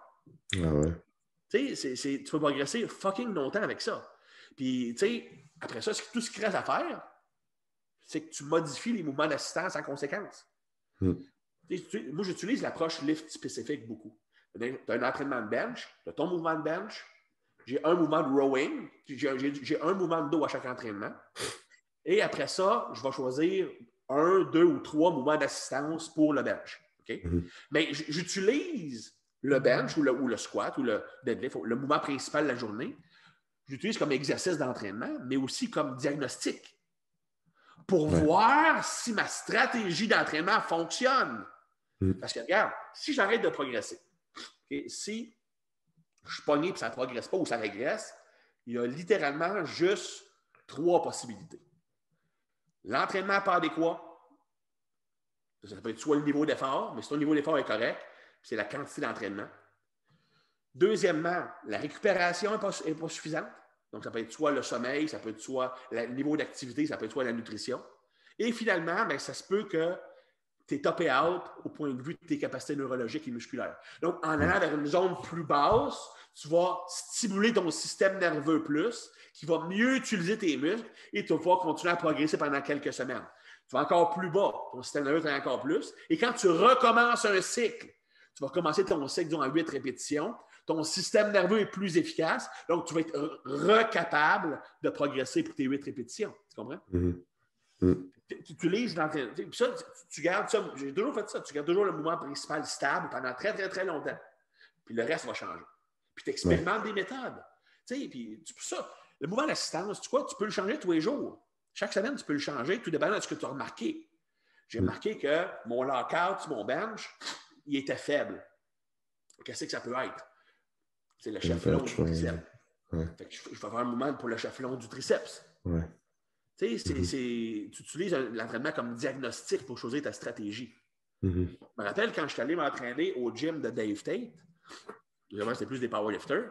La journée que j'étais là, je benchais 4,45 puis il fallait que j'aille m'entraîner avec les filles. Là, pour donner un exemple. La fois que ça fonctionnait, tu avais 3 stations, tu avais les plus forts, les moyens puis les plus faibles. À 4,45 au bench, j'étais dans les plus faibles. C'est la même journée, j'ai vu 3 gars squatter à haut de 990. Mais tu sais, ah oui, c'était malade. Quand je suis revenu là, j'ai dit, ouais, il n'y a pas grand monde. Ça s'entraîne fort. Je me suis dit, il n'y a pas grand monde qui s'entraîne assez dur pour progresser. Mais ce que j'ai remarqué encore plus, c'est que le mouvement principal est toujours choisi à l'avance. Les assistances ne le sont pas. Puis souvent, ce qui arrive, c'est que les lifters là, qui ont lifté ensemble sur la plateforme, ils diraient, moi, j'ai remarqué que ça, c'était faible, bien, fais donc ça. Je ne dis pas tout le temps faire ça, parce que je pense que pour le client normal, monsieur, madame, tout le monde, il faut que tu aies un plan déjà fait, puis l'entraîneur va choisir les mouvements qui sont les meilleurs selon la structure, type physique, ces choses-là.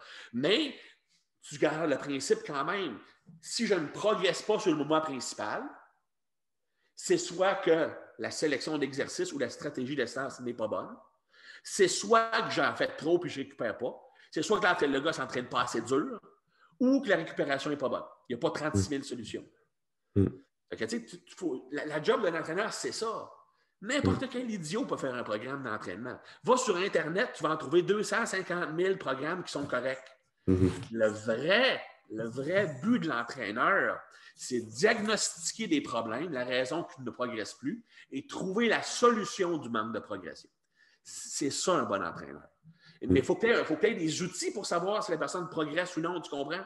Donc, avoir au moins un exercice que tu utilises comme balise, si tu veux, comme mesure de progression, autant pour le bro qui s'entraîne dans le gym que pour l'entraîneur, c'est vraiment le meilleur outil d'évaluation que tu peux avoir. On me demande souvent, Chris, c'est quoi l'évaluation que tu fais avec un client? Je le regarde lifter. J'en fais des tests d'évaluation. le plus important que j'utilise, c'est que je mesure les segments. Le ratio longueur de jambe versus longueur de tronc, longueur de bras versus longueur de corps. C'est ça qui me donne un gros indice sur la sélection des exercices. Quelqu'un qui a des longs bras ou des longues jambes n'a pas besoin des mêmes mouvements d'assistance que quelqu'un qui est le contraire. Tu comprends? Mais vraiment, le meilleur diagnostic, le meilleur assessment pour un coach, c'est de regarder quelqu'un lifter. Parce que, tu vois s'il progresse, tu vois s'il s'entraîne assez dur, tu peux voir tout de suite les débalancements musculaires. Ça te dit, si tu comprends le mouvement, en regardant quelqu'un squatter, tu sais automatiquement quel exercice il faut que tu lui donnes comme assistance. Bien mieux que tu mets sur une chaise et tu testes la rotation externe, interne de la hanche, ces choses-là. Je ne dis pas que ça n'a pas une valeur, là, mais comme entraîneur, c'est très, très, très secondaire. Là. Teste donc pour ce que tu vas utiliser. Puis nous, notre job, c'est d'entraîner le monde. Ben, teste en entraînant et regarde comment il s'entraîne. Ah oui, c'est ça. C'est ce qui fait une différence entre quelqu'un qui est capable de passer à un bench qui est capable d'augmenter son bench plus haut que 315, par exemple, puis là, par la bande, tu mets plus lourd sur le bench. Mais c'est sûr, tu prends de la masse. Même affaire pour les jambes. Ben, exact. Prendre de la masse. Si on comprend que le facteur principal de prise de masse musculaire, c'est la tension mécanique. Okay? Secondaire, tu as les métabolites. Donc, certains, comme les mouvements d'assistance, les petits mouvements d'isolation, j'aime mieux les entraîner pour une réponse métabolique, acide lactique, growth factor. Fait que là, tu vas pour la pompe, tu vas pour le burn, c'est correct. Même si tu n'augmentes pas la charge, tant que tu te rends là, ça va marcher pareil. Mais pour les gros mouvements de base, c'est le progressive overload. Évidemment, tout le monde va répondre, ouais, mais les powerlifters qui vont faire 500 livres, ils ne sont pas nécessairement gros tout le temps. Oui, mais parce qu'ils font des séries de 1, 2 ou 3 majoritairement. Oui, la tension musculaire est importante, mais tu as besoin d'un certain volume quand même dans la série. Je te dirais que la masse musculaire commence à se bâtir de façon vraiment intéressante quand tu pognes le 4 ou 5 répétitions. Là. En bas de ça, c'est vraiment juste du neurologique. Même je te dirais que 5, 6. Moi, je te dirais que pour les gros mouvements de base, plus tu deviens fort pour 5 ou 6 répétitions, plus tu prends de la masse. C'est without question. Si ton bench passe de 250 pour 6 à 315 pour 6, tu vas avoir pris de la masse musculaire. Ouais, c'est sûr. S'il passe de 275 à 315 pour 1, peut-être pas. Parce qu'il y a beaucoup de neurologiques impliqués. Mais si tu es plus fort pour 5 ou 6 répétitions, tu vas être plus gros. Après ça, tu utilises les petits mouvements d'isolation pour aller remplir les trous, aller cibler des muscles qui sont plus faibles. Là, c'est mieux d'aller vers plus dans la fatigue musculaire, le peak contraction, sentir le muscle. Parce que le but de ces mouvements-là, c'est vraiment plus d'améliorer la capacité de contracter un muscle, de recruter un muscle, puis de créer une fatigue locale. Donc, tu n'as pas besoin nécessairement d'augmenter la charge. Tu vas augmenter la charge quand une charge, et puis ça va avoir l'air fou ce que je dis, mais ceux qui s'entraînent sérieusement savent de quoi je parle, que quand la charge est trop légère pour avoir un bon feeling. Tu fais un tricep extension, là, si tu mets trop léger, tu ne le sens pas ton triceps. Là. Si tu mets trop lourd, tu ne le sens pas non plus. Tu vas le plus lourd possible, mais quand tu as une bonne sensation musculaire. Puis ça, c'est poche de dire ça, là, parce que c'est un art, c'est du ressenti, il faut que tu le saches. En tout cas, c'est une autre heure de discussion. Oui, c'est ça. Il faut que les gens retiennent de ça, c'est vraiment la progression. Ça fait partie de s'entraîner fort aussi. Quelqu'un qui est sérieux à l'entraînement, que tu vois qui track ses chiffres, qui va intelligemment dans son approche, sans nécessairement tout le temps max out à chaque séance, mais que tu vois qu'il pousse, puis qu'il est assez sérieux, puis qu'il ne perd pas son temps sur des exercices trop funky qu'on voit souvent sur les réseaux sociaux, finalement, c'est correct, là, comme peut-être pour ajouter un peu de changement, un peu de variation dans l'entraînement, mais même à ça. Tu vois vraiment le monde qui sont sérieux quand ils passent beaucoup de temps sur les big lifts, qui essaient de les améliorer, qui pensent un peu comme la structure que tu as parlé. Tu sais, les athlètes que j'entraîne, quand je parle d'athlètes, je ne parle pas de bodybuilder ou ces choses, je parle d'athlètes. Normalement, on a 4 exercices par séance. C'est un squat, une variation de squat que je choisis selon les leviers de la personne, un press, un pull, puis un hip hinge. En général, si je vais vers un deadlift ou un row medium, je suis tout le temps en dernier parce que quand une fois que tu as fait ça, soit ton système nerveux est choc pour le reste. Puis on fait ça 3 fois par semaine. Évidemment, au début, on a de la misère parce que c'est tough du roll body. Puis je ne dis pas à tout le monde de faire du roll body, c'est pas ça que je dis. Mais je dis juste qu'on ne fait presque pas d'isolation. Je me rappelle que j'avais commencé à entraîner un gars, il est un joueur de football dans la Ligue canadienne. Il pesait en 209 quand on a commencé ensemble. Puis il regarde le premier programme, puis il dit mais j'ai pas de mouvement d'hypertrophie. Moi, ce que je veux, c'est prendre la masse musculaire.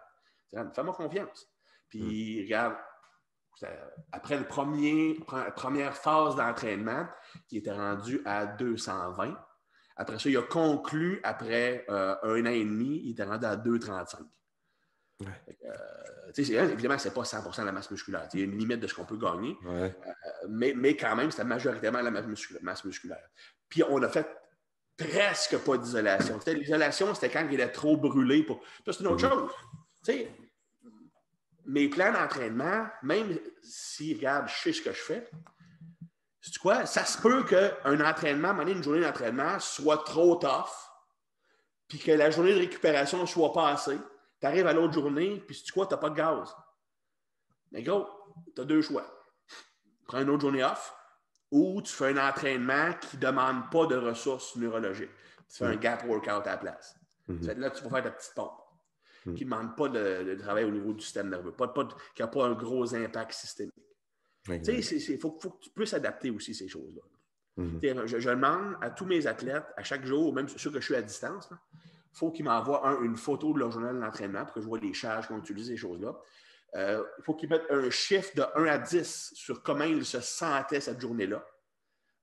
C'est juste, aujourd'hui, tu te sentais-tu bien? 1 à 10. Et 1 à 10, la qualité perçue de ton entraînement. Et un dernier chiffre, c'était le body weight.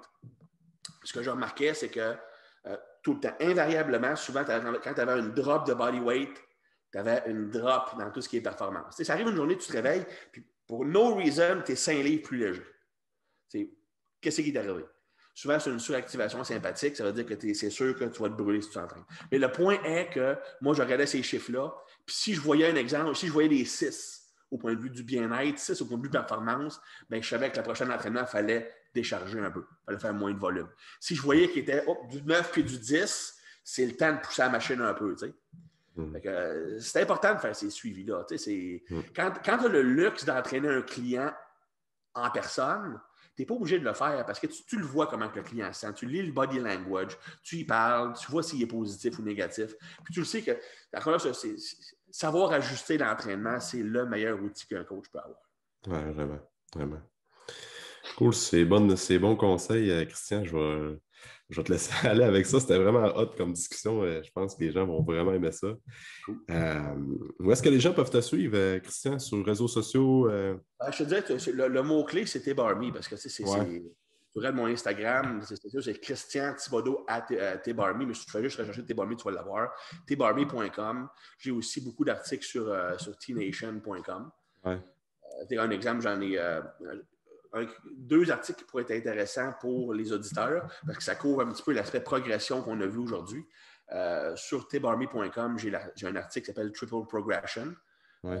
Donc, ça explique tout le système en détail de ce que je viens de dire. C'est ce que moi, j'utilise dans les progressions pour les gros levés. Et sur T-Nation, c'est, si je ne me trompe pas, c'est 10... Je vais aller voir, je vais checker le nom pour être sûr de ne pas parler à travers mon chapeau. Ouais. Juste 30 secondes. Je vais mettre les liens comme d'habitude. Je vais mettre les liens dans la description du podcast aussi. Je vais aller les chercher après. C'est 10 Rules for Guaranteed Strength and Size. OK. Et ça, dans le fond, c'est un article qui explique 10 choses. Si tu fais ça là, dans tes programmes, c'est sûr que tu vas progresser. Ce ne sera pas nécessairement le meilleur programme, mais tu ne pourras pas échouer en t'entraînant comme ça. Parfait. Je vais mettre ça dans la description du podcast, Christian. Cool. Merci d'avoir pris le temps. C'était vraiment le fun. Ça fait plaisir, mon brave. Yes. À la prochaine, Christian. Bien sûr. Yep. Merci beaucoup pour ton écoute. Pour tout commentaire, suggestion de sujet ou d'invité, tu peux communiquer avec moi via message privé. N'oublie pas d'aimer, de partager et de recommander le podcast. C'est grandement apprécié. On se rejoint dans un prochain épisode.